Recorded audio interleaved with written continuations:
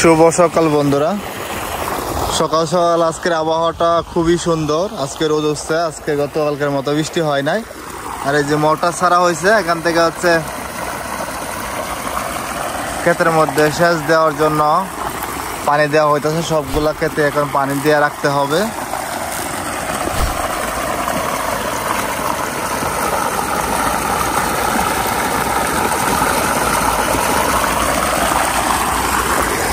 যেহেতু এক সপ্তাহ পরে সবগুলা লাগায় ফেলবে, এই পাশের জ্বালাগুলো ধরেন প্রস্তুত হয়ে গেছে, এগুলার এক সপ্তাহ পরে হবে। আর যেহেতু এখন হচ্ছে কিছু প্রায় বৃষ্টি হয়, সেই জন্য হচ্ছে এত মোটর ছাড়তে হয় না। আর একটু আগে হচ্ছে ওই যে সন্ধ্যায় মাছ ধরেছিল, ইলিশ মাছ। তারপরে হচ্ছে একটা মাছ হচ্ছে এখানে পইরে গিয়া, হ্যাঁ গেছে গা পড়ছে, ওই যে গেছে না কারা কারা যাইব আইব।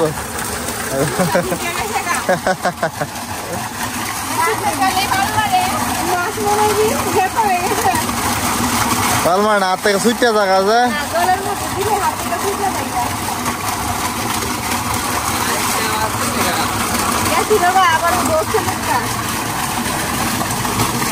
আর এখন যেহেতু আপনার পানিটা বর্ষাকাল, সেক্ষেত্রে হচ্ছে এখন পানি কিন্তু বেশি বের হয়। আগে পানি কম বেরোতো, নিচে থাকতো, এখন হচ্ছে পানি বেশি বের হয়।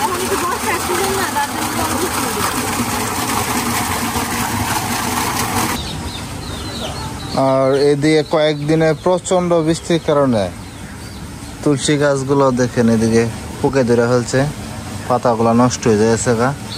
একটু ন্যাচারাল বিষ স্প্রে করার দরকার, সময় পাইতেছি না। আরেকটা জিনিস যেটা অনেক খারাপ লাগলো, এই যে পুদিনা পাতার গাছগুলো লাগাইছিলাম। পুদিনা পাতার গাছগুলো লাগানোর কারণ এই জায়গায় এটা কিন্তু কমা পুদিনা পাতার সাথে পুরোটা ইটে উঠছে।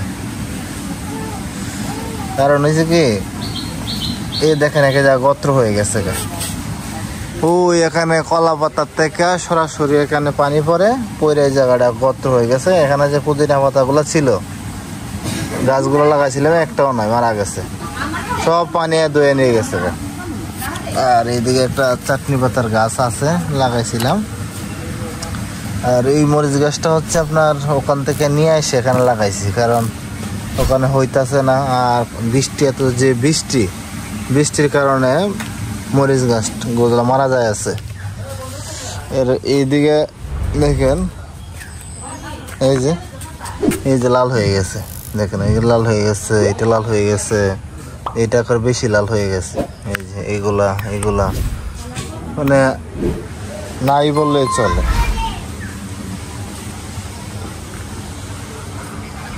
আর জালি গাছের অবস্থা মনে হয় না আর জালি হবে। এই আম গাছ উইটা গেছে। আজকে হচ্ছে চেষ্টা করব, অথবা কালকে এই ডাটাগুলা যেগুলা বেচতে আছে এগুলা কাইটা খেয়ে ফেলবো। এখানে অনেকগুলো পেঁপে ছিল, ছোট পেঁপেগুলো খাই ফেলছি। এটা হচ্ছে বড়, রাখছি পাকানোর জন্য, এটা পাকলে পরে আমরা খাবো।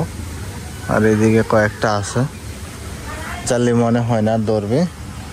আর ওই দিন হচ্ছে যে ওখানে এই আদা গাছ যেগুলো আছে, আদা গাছের এগুলোর ফাঁকে ফাঁকে আবার হলুদ লাগাইছি। এই যে এটা হচ্ছে হলুদ, এই যে এটা হলুদের মুখ বের হয়েছে। এই যে আবার হলুদ কিন্তু ওইভাবে পাওয়া যায় না, এই জন্য হচ্ছে হলুদগুলা, এই যে হলুদটা আবার এটা বের হয়ে গেছে, এটা বের হয়ে গেছে।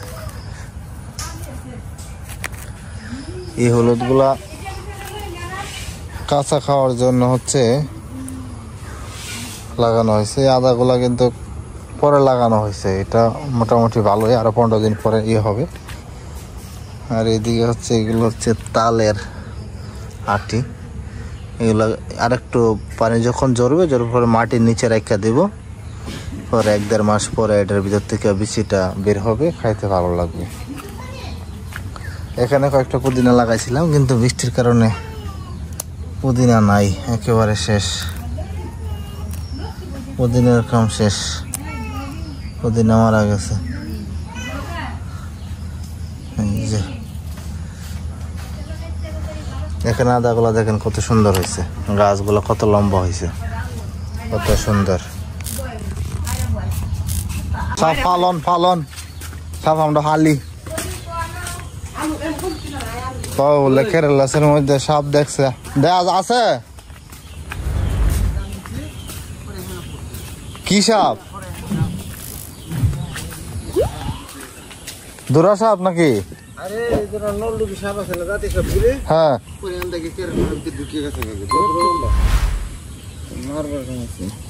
জাতি সাপ হইলে তো বিপদ। সকাল সকাল আজকে খাইতে বসলাম, খাবার আইটেম দেখেন, এখানে চালুর ভর্তা, এখানে ইলিশ মাছের বাজি, এখানে একটু ডিম আছে, আর এখানে একটা শুকনা মরিচ, এখানে পেঁয়াজ দিচ্ছে, আর এখানে বেগুন ভর্তা। আজকে হচ্ছে সকালের খাবার রান্না করলো। আর এই যে আমার বাইক না কিভাবে খাই, মানে টান দিয়ে খাইতেছে। হ্যাঁ পান্তা ভাতের সাথে। তো সকাল সকাল আজকে অনেক ঠান্ডা লাগতেছে। অনেক ঠান্ডা লাগতেছে আজকে, গরমের দিন না। পান্তা ভাতের সাথে ইলিশ মাছ ভাজা, বেগুন ভাজা, তারপরে আলুর ভর্তা, সাথে আবার শুকনো মরিচ, কাঁচা পেঁয়াজ, তার সাথে আবার লবণ। বেগুন ভাজাটা ভালো লাগছে না?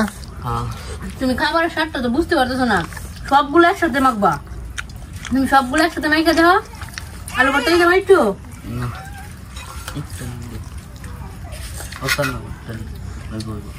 সবগুলো একসাথে মাখো, তারপর একটু মাছ খাইবা, একটু পেঁয়াজ খাইবা। দেখো প্রীতমের কি সুন্দর, প্রীতমের খাবারটা, হ্যাঁ একটু পেঁয়াজ খাইতেছে, একটু মাছ খাইতেছে, একটু বেগুন ভাজা খাইতেছে।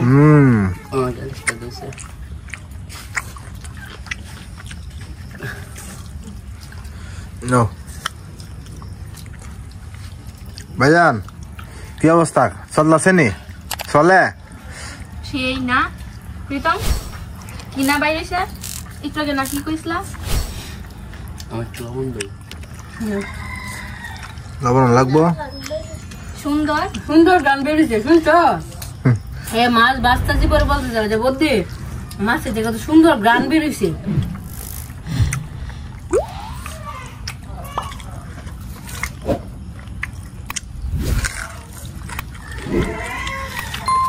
পেঁয়াজ কেমন খা? খাও।